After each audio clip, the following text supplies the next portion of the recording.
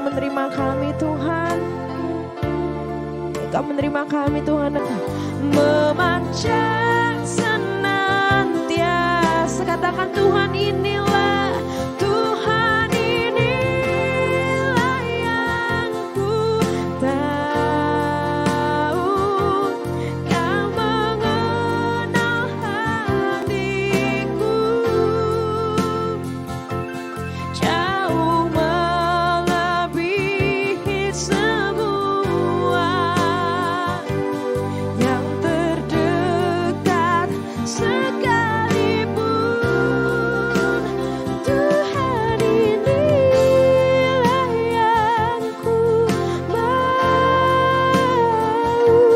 Kau menjaga hatiku. Katakan supaya kehidupan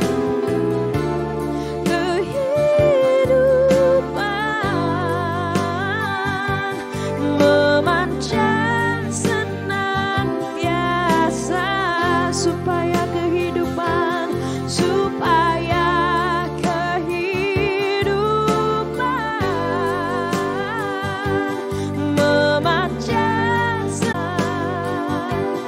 memanjang senantiasa.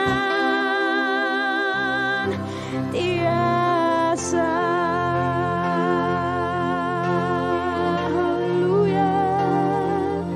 Hanya dekat kasih-Mu Bapa, jiwa kami tentram. Terima kasih Tuhan. Diserahkan kembali kepada Pak Johan. Terima kasih. Puji nama Tuhan. Kita memuliakan nama Tuhan. Saatnya kita akan mendengarkan sebagian dari firman-Nya yang akan dibawakan oleh Bapak Pendeta Paul Barani. Silakan kepada hambanya. Puji Tuhan. Mari Bapak Ibu kita berdoa ya.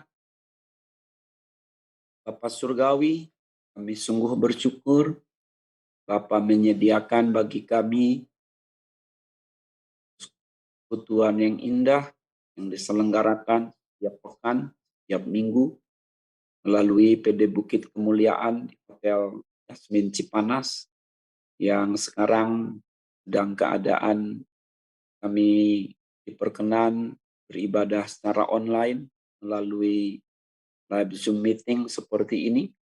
Kami percaya Tuhan menerima semua ibadah kami, mendengar semua seruan kami.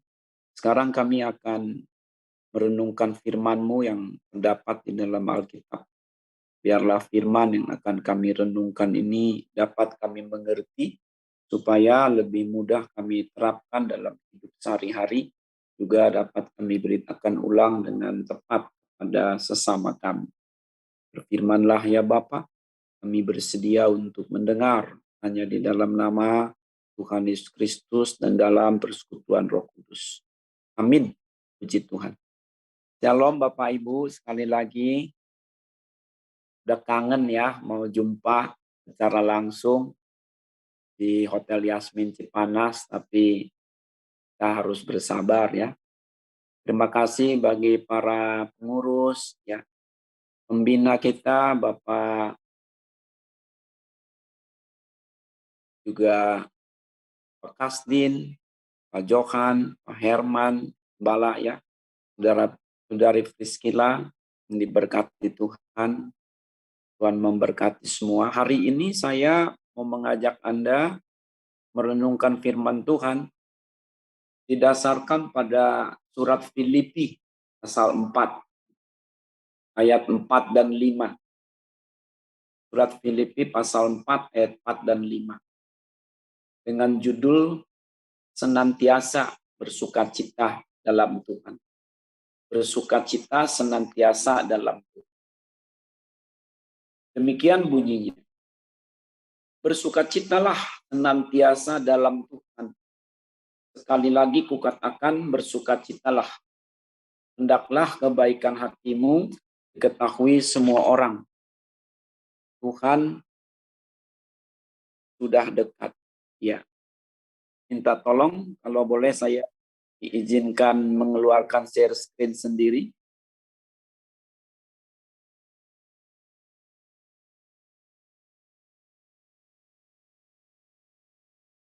Ya, bersukacita senantiasa dalam Tuhan. Ini adalah nats yang indah untuk kita baca. Ajakan Rasul Paulus kepada warga gereja di Filipi untuk senantiasa bersukacita. Sukacita yang dimaksud di sini adalah sukacita dalam Tuhan. Sebab banyak model sukacita di dunia ini toh. Sukacita dalam Tuhan disebut di sini memiliki suasana hati yang baik. Walaupun bisa jadi dan seringkali suasana di luar hati tidak baik. Banyak persoalan kah? Banyak masalah? Situasi sulit? Itu kan suasana yang tidak enak, tidak baik. Tetapi selama suasana hati baik, itulah sukacita dalam Tuhan.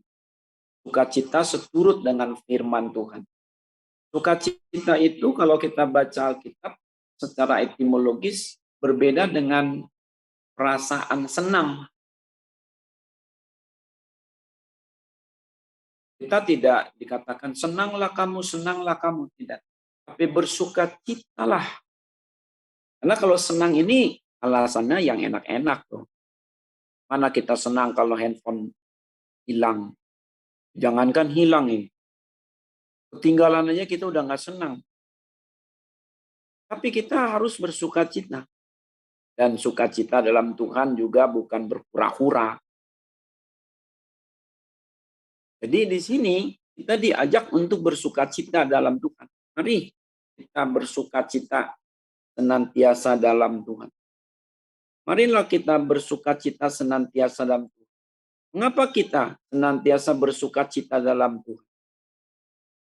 Kalau kita membaca Alkitab, Bapak Ibu yang saya hormati, banyak benar alasannya. 3 di antaranya yang umum adalah yang pertama sebab Tuhan yang menjadikan kita.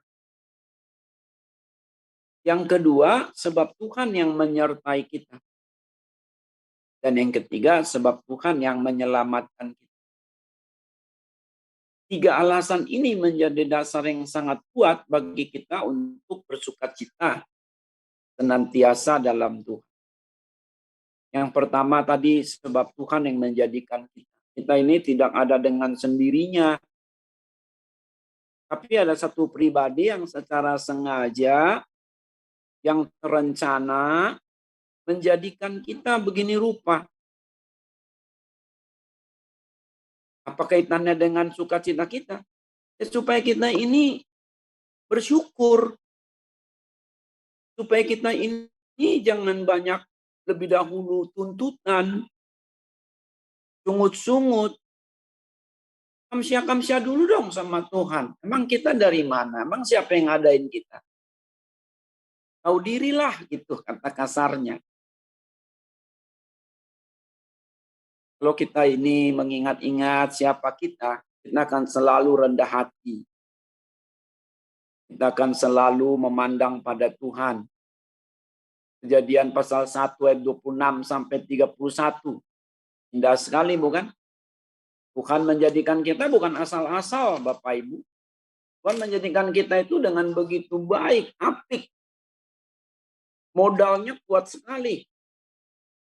Berfirmanlah Allah, baiklah kita menjadikan manusia menurut gambar dan rupa kita, supaya mereka berkuasa atas ikan-ikan di laut dan burung-burung di udara, dan atas ternak dan atas seluruh bumi, dan atas segala binatang melata yang merayap di bumi. Maka Allah menciptakan manusia itu menurut gambarnya. Menurut gambar Allah diciptakannya dia, laki-laki dan perempuan diciptakannya mereka. Allah memberkati mereka, lalu Allah berfirman pada mereka, beranak cuculah dan bertambah banyak, penuhilah bumi dan taklukkanlah itu, berkuasalah atas ikan-ikan di laut dan burung-burung di udara dan atas segala binatang yang merayap di bumi. Berfirmanlah Allah, lihatlah aku memberikan kepadamu segala tumbuh-tumbuhan yang berbiji di seluruh bumi dan segala pohon-pohonan yang buahnya berbiji, itulah akan menjadi makananmu.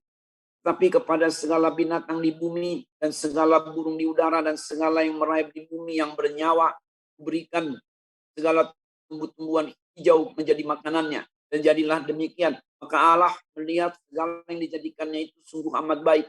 Jadilah petang dan jadilah pagi. Itulah hari ke-6.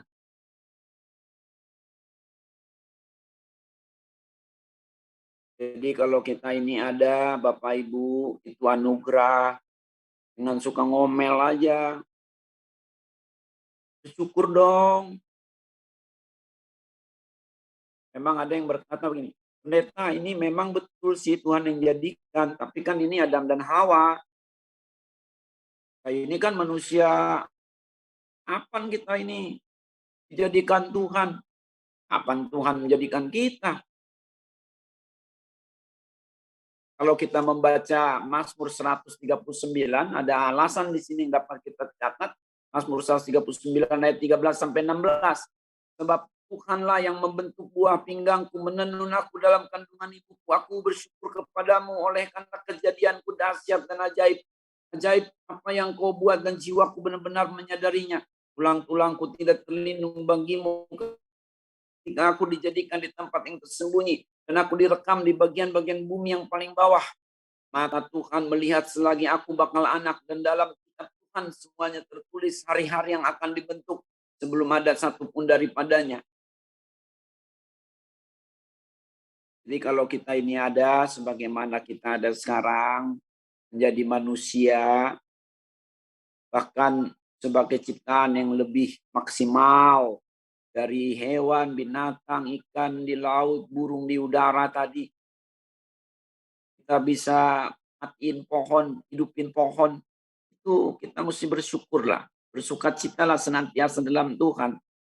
Sebab Tuhan yang menjadikan kita senyum kepada Tuhan. Kalau mengingat Tuhan kita senyum selalu. Kalau kita mengingat Tuhan kita mengasihi Tuhan. Kalau kita mengingat Tuhan kita sayang sama Tuhan. Kalau kita mengingat Tuhan kita hormat pada Tuhan. Kita bilang haleluya, puji Tuhan. Haleluya, puji Tuhan.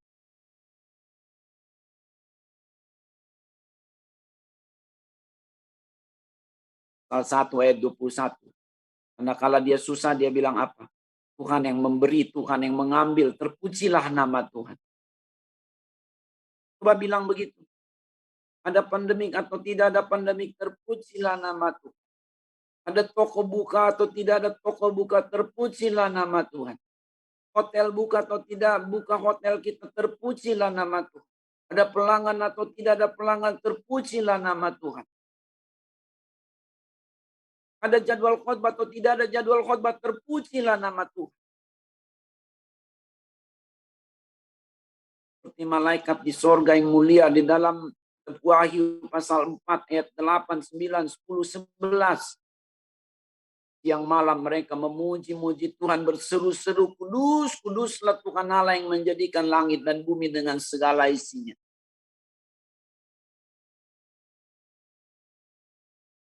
Kalau kita baca Ayub pasal 34 ayat 14, 15, mengingatkan kita atas kenyataan siapakah kita ini. Ayub 34 ayat 14, 15. Dikatakan apa di sini? Saya bacakan. Jikalau Tuhan menarik kembali rohnya, R besar, dan mengembalikan nafasnya padanya, maka binasalah bersama-sama segala yang hidup dan kembalilah manusia kepada debu. Jadi nafas hidup yang kita miliki dalam ayat 14 itu adalah rohnya Tuhan yang dititipkan. Suatu ketika dia akan diambil, berbarengan dengan kecelakaan kah, diambil berbarengan dengan gempa bumi kah, diambil berbarengan dengan penyakit kah, diambil berbarengan dengan kita terpapar virus kah. Tapi Tuhan yang mengambil. Itu tidak keluar dengan sendirinya lalu hilang entah kemana. Itu rohnya Tuhan. Tuhan yang mengambil. Terpujilah nama Tuhan. Jangan kita justru jadi marah kepada Tuhan ketika anggota keluarga kita diambil, dibawa. Bukan diambil, dibawa. Itu miliknya. Dititipkan pada kita. Makanya kita tidak bersalah lagi kalau kita sudah hormat orang tua kita. Kita tidak bersalah lagi kalau kita sudah setia pada pasangan hidup kita. Kita tidak bersalah lagi kalau kita sudah rawat anak-anak kita. Kita tidak menyesal mereka dibawa. Karena kita sudah menjaga yang dititipkan Tuhan. Dan kita kembalikan baik-baik ketika Tuhan membawanya lagi. Maka di dalam Mazmur 90 ayat 3, Tuhan yang berkata, kembalilah hai anak-anak manusia. Bapak Ibu pada buka Alkitab nggak nih? Dari sini kelihatan lagi pada ngapain ini. Ayo buka Alkitabnya. Supaya terlihat tuh firman. Kembalilah hai anak-anak manusia. Haleluya. Di Tuhan membawa. Maka kita tetap bersuka cita. Jangan berduka cita seperti orang yang tidak punya pengharapan. Pertolongan kita dari mana Bapak Ibu? Mazmur 124 ayat 8. Mazmur 124 ayat 8. Apa disebut di sini? Pertolongan kita adalah dalam nama Tuhan yang menjadikan langit dan bumi. Haleluya. Pertolongan kita adalah dari Tuhan. Dalam nama Tuhan yang menjadikan langit dan bumi. Maka kita harus sayang pada pencipta yang setia ini. 1 Petrus pasal 4 ayat 19. 1 Petrus pasal 4 ayat 19. Karena itu baiklah juga mereka yang harus menderita karena kehendak Allah. Menyerahkan jiwanya dengan selalu berbuat baik kepada pencipta yang setia. Haleluya. Ini pencipta yang setia Tuhan kita. Jangan dimarah-marahin Tuhan itu. Terus selalu disayang. Lord, I love you. Aku mengasihimu Tuhan. Di sini kita perlulah penundukan diri, memahami, sehingga kita bersuka cita. Ingat ya Bapak Ibu tadi, bersuka cita itu bukan senang-senang, bukan hura-hura. Kalau senang itu kan ada yang enak, ada yang menyenangkan. Tapi bersuka cita melampaui itu semua. Sukacita itu suasana hati yang baik dalam Filipi 4 ayat 4 dan 5 tadi. Bukan suasana keuangan yang baik. Bukan suasana kesehatan yang baik. Tapi suasana hati yang baik. Apalagi sekarang ini kan persoalan itu melanda semua orang. Kalau kita diberi kesempatan 5 menit aja ceritain kesusahan kita sekarang ini. Ya kurang. Tapi hebatnya semua dapat dirangkum menjadi ucapan syukur. Dengan ringkas kita akan berkata, saya bersyukur suami saya dibawa Tuhan.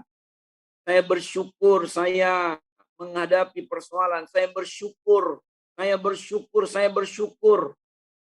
Karena apa Bapak Ibu? Ini loh. 1 Timotius 6 ayat 6 dan 7. Ku tak membawa apapun juga saat ku datang ke dunia. Ku tinggal semua pada akhirnya saat ku kembali ke surga. Inilah yang kita punya. Hati seorang hamba yang mengabdi kepada Sang Pencipta. Alasan mengapa kita diajak senantiasa bersukacita dalam Tuhan. Sebab Tuhan yang menjadikan kita. Jangan mempermalukan Tuhan dengan duka cita kita. Maka disebut hendaklah kebaikan hatimu diketahui semua orang. Tuhan sudah dekat. Dekatkanlah Tuhan kepada sesama kita melalui sukacita itu. Apa jadinya pendapat tetangga dan teman kita kiri kanan kalau melihat kita berduka cita terus-menerus? Mereka tahu kita ini beribadah kepada Tuhan. Mereka tahu agama kita apa. Mereka tahu kebaktian kita bagaimana. Nah, apa jadinya kalau dia lihat kita berduka cita berlebih-lebihan? Jangan mempermalukan Tuhan atau dibuat Tuhan jadi malu. Inilah alasan pertama. Yang kedua Bapak Ibu, mengapa kita ini diajak senantiasa bersukacita dalam Tuhan? Karena Tuhan itu bukan hanya menciptakan kita, tetapi juga menyertai kita. Sungguh, kalau hari demi hari saya renung-renung ya. Tiap malam misalnya kalau mau tidur tuh, Dari pagi kita ada banyak aktivitas tuh. Sana kemari, begini, begitu. Kita suka terheran-heran, kok aku bisa ya lewati hari ini ya? Kok aku bisa lagi istirahat ya? Kok bisa ya? Lalu bahkan kita tidur kok bangun lagi ya? Menarik hidup ini kalau kita renung-renung. Kita bisa bangun, siapa yang bangunin kita? Tuhan. Maka mengapa orang susah takut tidur? Karena dia bingung. Terus yang bangunin gua siapa ya? Tuhan yang bangunkan kita. Dan Tuhan yang memberkati kita selama kita tidur. Mazmur 127 ayat 2. Tuhan menenteramkan kita pada saat kita tidur. Tuhan yang memberkati kita. Maka di dalam Matius pasal 6 ajaran Tuhan yang indah sekali. Dan belum selesai dikhotbahkan. Matius pasal 6 ayat 25 sampai 34 itu indah banget. Karena itu aku berkata padamu, janganlah khawatir akan hidupmu, akan apa yang hendak kamu makan atau minum. Dan janganlah khawatir pula akan tubuhmu, akan apa yang hendak kamu pakai. Bukankah hidup itu lebih penting daripada makanan dan tubuh itu lebih penting daripada pakaian? Pandanglah burung-burung di langit yang tidak menabur dan tidak menuai dan tidak mengumpulkan bekal dalam lumbung, namun diberi makan oleh Bapamu yang di sorga. Bukankah kamu jauh melebihi burung-burung itu? Wow, saya jauh melebihi burung-burung di udara. Lompat pada Matius pasal 10 tuh. Indah bukan main. Matius pasal 10 ayat 28, 29, 30. Dan janganlah kamu takut kepada mereka yang dapat membunuh tubuh, tapi yang tidak berkuasa membunuh jiwa. Takutlah terutama kepada Bapa yang berkuasa membinasakan baik jiwa maupun tubuh di dalam neraka. Bukankah burung pipit dijual 2 ekor seduit, namun seekor pun daripadanya tidak akan jatuh ke bumi di luar kehendak Bapamu. Dan kamu, rambut kepalamu pun terhitung semuanya. Haleluya. Dahsyat. Puji Tuhan. Coba bilang, puji Tuhan. Coba bilang, puji Tuhan. Ayo dong bilang, puji Tuhan. Ayo, 1, 2, 3, teriak. Puji Tuhan. Tuhan tahu kita siapa. Makanya kekuatan kita ya dalam Tuhan. Kalau kita mengandalkan kekuatan sendiri, memang kita nggak sanggup. Jangankan stres, depresi iya. Tadi soal Filipi ya Bapak Ibu. Sebenarnya kan Rasul Paulus ketika menulis surat Filipi sedang di penjara loh. Bapak Ibu pernah enggak di penjara? Saya belum pernah di penjara. Tapi beberapa kali saya melayani orang terpenjara. Dengar ceritanya saja kita udah ngeri. Paulus di penjara berulang-ulang kali. Tapi beliau yang menasihati kita tadi, bersukacitalah senantiasa dalam Tuhan. Coba lihat itu pasal 4 ayat 12-13 yang masyhur. Aku tahu apa itu kekurangan dan aku tahu apa itu kelimpahan. Dalam segala hal dan dalam segala perkara tidak ada sesuatu yang merupakan rahasia bagiku. Baik dalam hal kenyang maupun dalam hal kelaparan. Baik dalam hal kelimpahan maupun dalam hal kekurangan. Segala perkara dapat kutanggung di dalam Tuhan yang memberi kekuatan kepadaku. Inilah keyakinan kita juga Bapak Ibu, ayat 19. Allahku akan memenuhi segala keperluan menurut kekayaan dan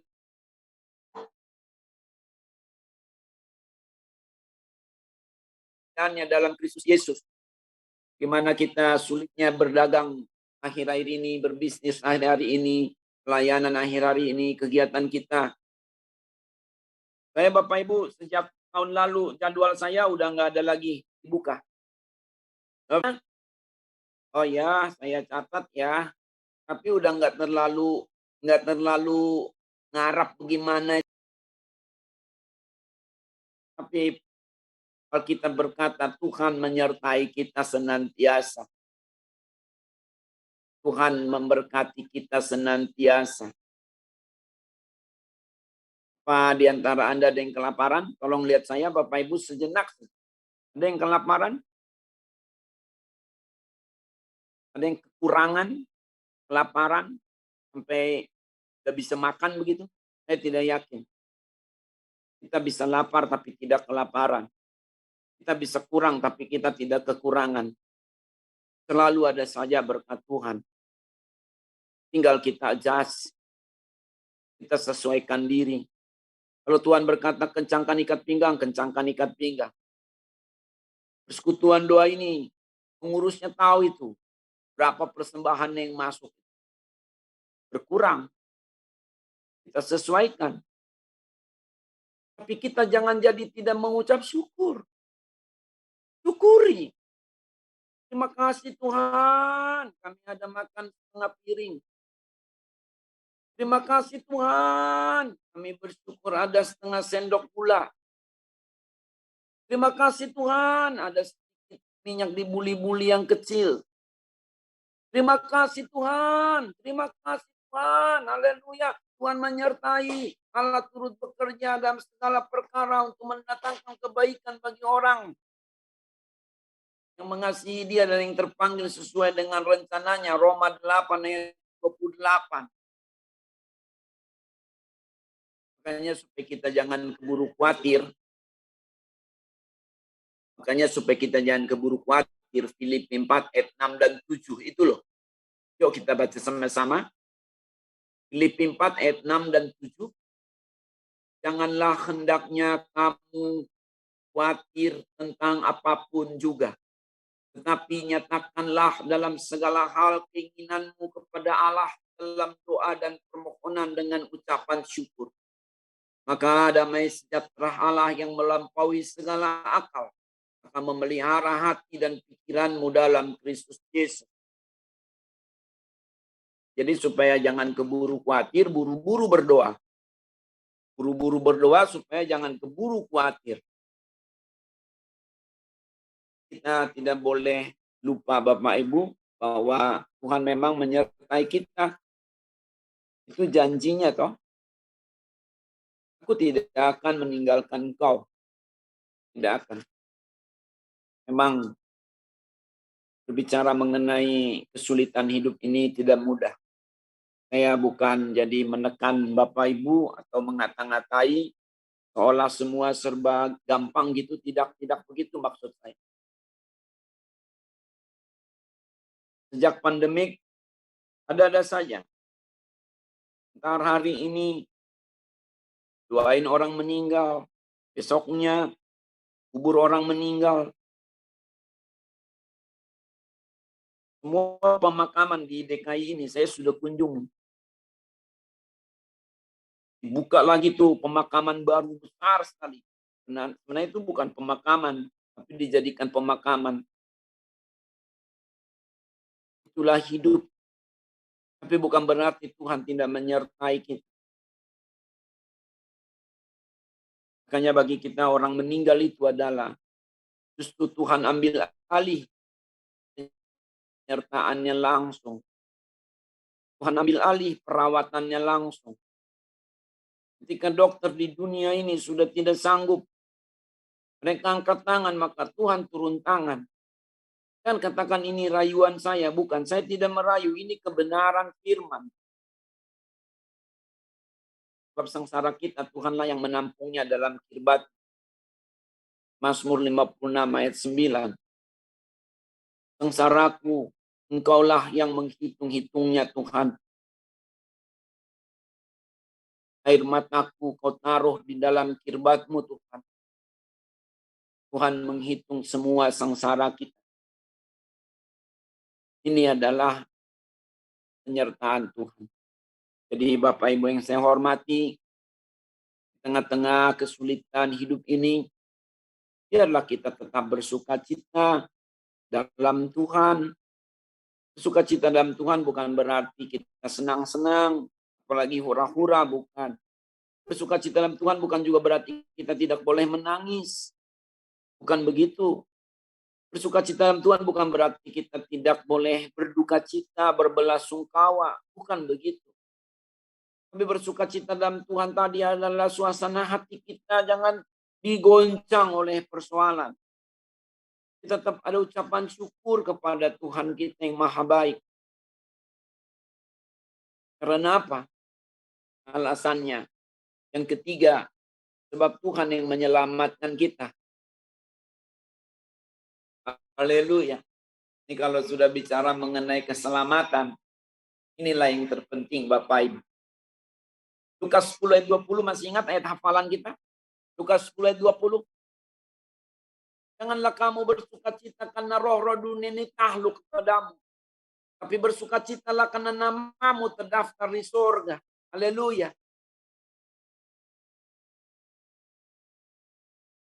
Bapak Ibu, nama kita terdaftar di surga. Kerajaan Allah yang kekal. Dan tidak ada yang dapat mencoret itu. Maka kita harus siap ketika kita dipanggil. Mungkin di dunia ini antrian kita dibatalkan. Tidak jadi kesana kemari. Tapi Tuhan sediakan tempat bagi kita. Amin. Yohanes pasal 14 ayat 1 sampai 3. Janganlah gelisah hatimu, percayalah kepada Allah, percaya juga kepada aku, kata Kristus kepada para rasul. Di rumah Bapakku banyak tempat, dan aku pergi ke sana menyediakannya bagimu. Kita anak-anak Bapa, kita ahli waris kerajaan sorga. Makanya pastikan betul bahwa status kita ini anak Allah. Bukan hanya jadi hamba. Karena menurut menurut Yohanes 8 ayat 35, itu hamba tinggal di luar loh. Hanya anak yang boleh masuk ke dalam rumah Bapa. Makanya menjadi anak-anak Allah itu adalah syarat masuk kerajaan Bapa. Ini ayat jangan disalahgunakan, Yohanes 14 ayat 1 sampai 3. Oh, di rumah Bapa banyak tempat, lalu semua orang meninggal masuk ke sana gitu. Dulu, percaya Yesus enggak. Maka saya tidak menyesal, walaupun kami ini meninggal nanti tidak ada warisan materi buat anak-anak kami. Yang penting anak-anak kami percaya Tuhan. Nah, semua akan kita bawa. Saya lihat Bapak Ibu tinggal di rumah yang bagus-bagus. Sofanya bagus, empuk, ya kan? Hiasan di dinding bagus. Makanan meja tuh nggak kelihatan sih, tapi biasanya sih ada. Nggak apa-apa, ucip sedikit nih namanya pagi-pagi sambil ngopi sedikit nggak apa-apa. Itulah indahnya ibadah Zoom toh, tapi jangan jadi bablas kan begitu. Ntar pendetanya jadi ngiler. Coba lihat itu. Semua akan kita tinggal itu Bapak Ibu. Perhiasan kita kalaupun ada ditinggal itu. Apalagi maaf ya maaf 1000 maaf. Saya singgung saja. Kalau orang sudah yang menentukan pemakamannya bukan keluarga. Anda mengerti maksud saya? Mana bisa dibawa itu? Enggak ada itu. Disinilah kita yang penting percaya Tuhan dulu. Daftarkan dulu nama kita di surga, itu yang paling utama. Jangan sibuk hanya urusan dunia. Bangun rumah di mana-mana, tapi di surga nggak punya rumah. Kesian. Rumah di mana-mana. Tapi kok nggak ada satu di surga. Baliknya kalau kita sudah percaya Tuhan Yesus, haleluya. Ini ada dua perumpamaan kecil, Matius 13 ayat 4 sampai 45. Bapak Ibu pernah membaca itu? Bagaimana seorang pedagang keliling-keliling, dia ketemu mutiara, dia jual semua hartanya demi mutiara itu. Itulah kerajaan sorga, kata Tuhan Yesus. Atau seorang petani penggarap, dia gali ladang, ketemu harta karun di dalamnya. Dia jual semua miliknya, beranikan diri datang kepada Tuhan tanah, lalu berkata, Tuhan aku mau beli tanah. Apa maksudnya itu? Kalau kita sudah jumpa Tuhan, yang lain jadi nomor 2 dong. Kalau kita sudah jumpa Tuhan, yang lain jadi nomor 2 dong. Kita bersyukur dalam Kristus, kita ada kepastian keselamatan. Di Rasul pasal 4 ayat 12, sebab di bawah kolong langit Tidak ada nama lain yang olehnya kita diselamatkan selain daripada Kristus Yesus. Baliknya selanjutnya di dalam Roma pasal 8 ayat 1 dan 2. Inilah jaminan. Roma pasal 8 ayat 1 dan 2. Demikianlah sekarang tidak ada penghukuman bagi mereka yang ada dalam Kristus Yesus. Roh yang memberi hidup telah memerdekakan kamu dalam Kristus dari hukum dosa dan hukum maut. Bapak Ibu, di tengah-tengah situasi seperti ini, khotbah-khotbah yang harus kita pendengarkan jangan cuma urusan menghadapi virus saja dong. Tapi keselamatan kekal, jangan lupa itu. Bicara kepada anak-anak kita, orang tua kita, keluarga kita. Ayo, bicara percaya Tuhan Yesus. Percaya Tuhan Yesus.